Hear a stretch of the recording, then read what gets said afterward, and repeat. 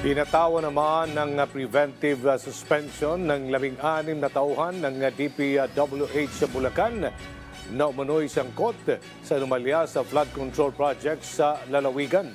Kahapon ay nagsumite ang DPWH at Commission on Audit ng ikalawang batch ng mga ebidensya kaugnay sa naturang katiwalian. Si Bernard Ferrer sa sentro ng balita. Ipinagutos ni DPWH Secretary Vince Dizon ang agarang pagpapatupad ng 6-month preventive suspension without pay para sa 16 na opisyal at empleyado ng Bulacan 1st District Engineering Office. Batay sa kautusan ng Office of the Ombudsman, kaugnay ng umano'y irregularidad sa flood control project sa Bulacan.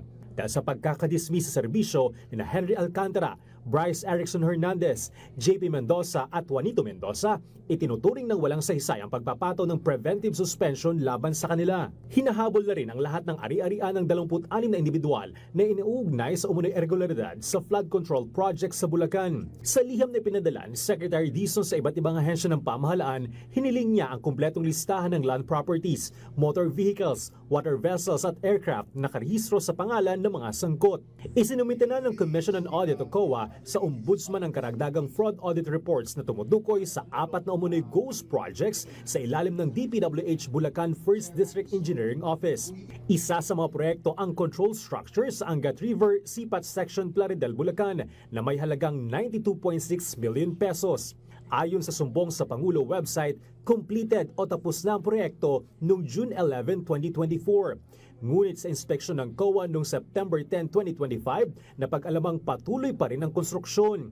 Batay pa sa historical satellite images noong April 7, 2025, walang makikitang flood control structure sa naturang lugar, dahilan para ikonsidera ito ng COA bilang isang ghost project. Isa pang proyekto ang slope protection structure at waterways sa Barangay Bunsuran, Pandi, Bulacan na nagkakalaga ng 98.9 million pesos. Sa halip na dalhin ng COA sa tamang lokasyon, itinuro ng mga kinatawan ng DPWH Bulacan 1st DEO ang ibang lugar na wala namang sa aprobadong bid documents o sa anumang plano na hawak ng COA. Batay sa ulat, kinumpirma ng COA na ang proyekto ay isa ring ghost project. Sa ikatlong proyekto, ang construction o improvement ng slope protection structure at waterway sa Bukawi River, Barangay Bambang, na halos 99 million pesos, muling kinumpirma ng COA na walang aktual na flood control structure sa lugar. Nadiskubre ng COA na bago pa man ang petsa ng pagsisimula ng proyekto noong April 23, 2024, mayroon ng slope protection structure sa lugar. Sa ocular inspection nitong September 10, 2025, muli ring itinuro ng DPWH ang isang lokasyong hindi tumutugma sa proyekto. Bukod dito, dati nang nag-issue ng Notice of Disallowance laban sa DPWH Bulacan 1st DEO dahil sa pagkabigong magsumite ng disbursement vouchers at iba pang dokumento sa takdang panahon. Sa ika-4 na proyekto na may halos kaparehong lugar at halos 99 million pesos, muling naulit ang parehong sitwasyon. Non-existent ang proyekto. Ayon sa COA, mayroon na ring existing structure sa lugar bago pang opisyal na simulan ang proyekto. At maling lokasyon ay tinuro ng DPWH sa kanilang inspeksyon.